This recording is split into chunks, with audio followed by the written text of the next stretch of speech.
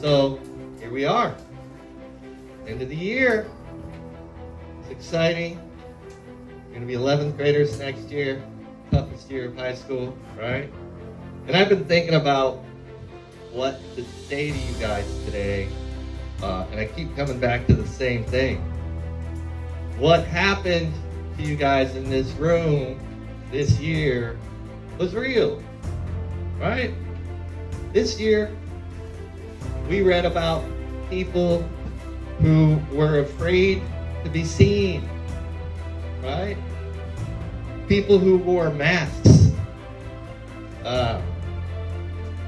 Some of those masks were protective, some so heavy, they forgot they had a face underneath that mask.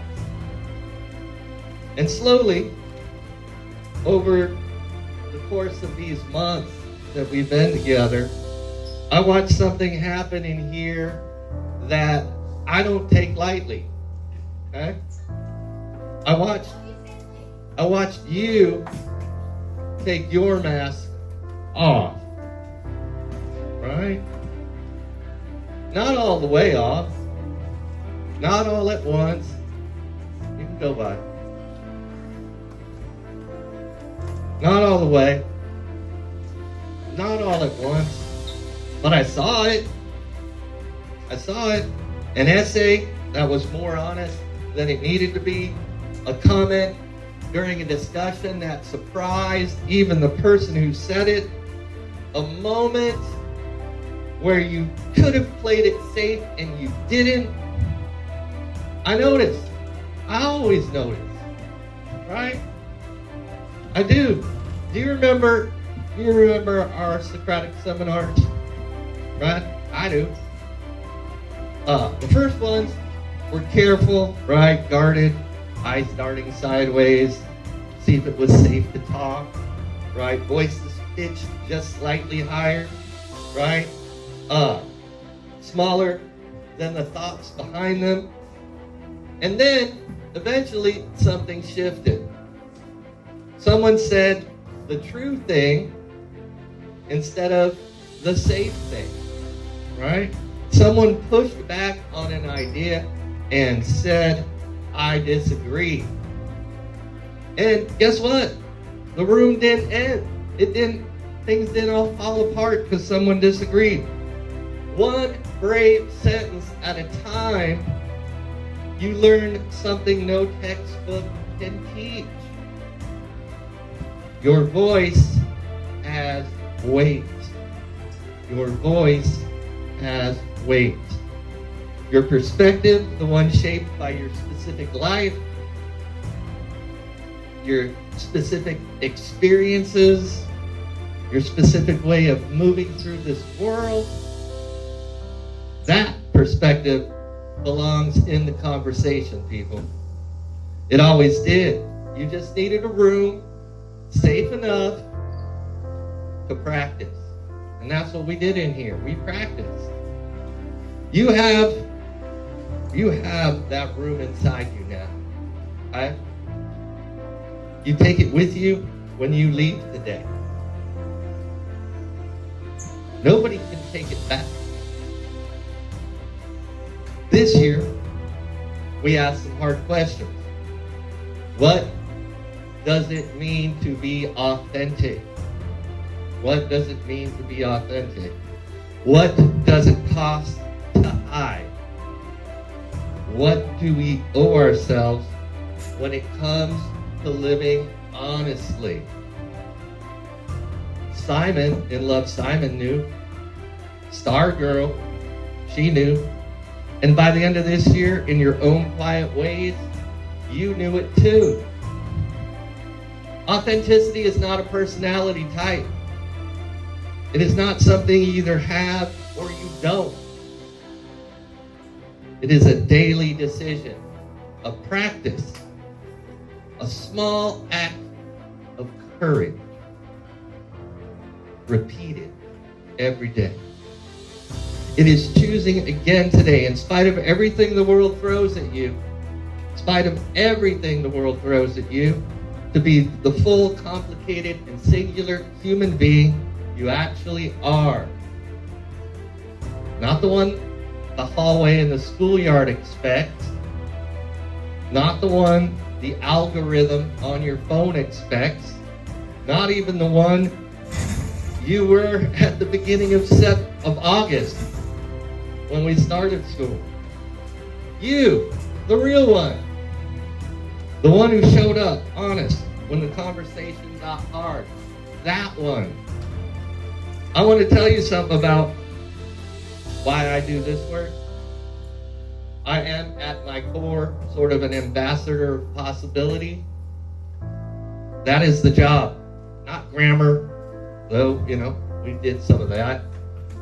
Not rubrics, not vocabulary lists. The job is to stand in front of you and say, there is more available to you than you currently believe. There is more available to you than you currently believe. More beauty, more depth, more world than you've seen.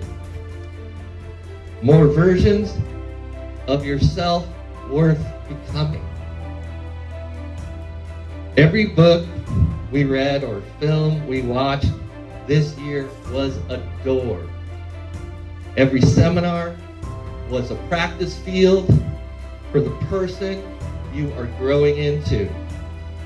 Every honest sentence you wrote was a small flag planted in the ground that said, I was here, I thought this, I felt this, I mattered. You do matter. You really do matter. Every single one of you sitting here today, you matter more than you even know. So, I'm going to wrap this up. Here is what I want for you this summer. I want you to expand. Not just seize the day, though yes, always Carpe diem, always Carpe diem, right? But expand your sense of what that day can hold, right? Follow something that scares you a little. Read something you wouldn't normally reach for. Have a conversation with someone whose life is different from yours. Stand somewhere beautiful and just be there. Just be there without documenting it, shooting it, posting it. Just be there. Let the horizon surprise you. The world will give you endless invitations to shrink, to fit in, to want less, to be less, to risk less. I am asking you, I am begging you to resist that with everything you have. Resist that with everything you have. Do not shrink. Do not shrink just to fit in. You have 2 more years in this building. 2 more years of becoming. Don't treat those 2 years as a countdown. Don't sleepwalk through junior year, waiting for senior year, or waiting for whatever comes next. This is the life right now.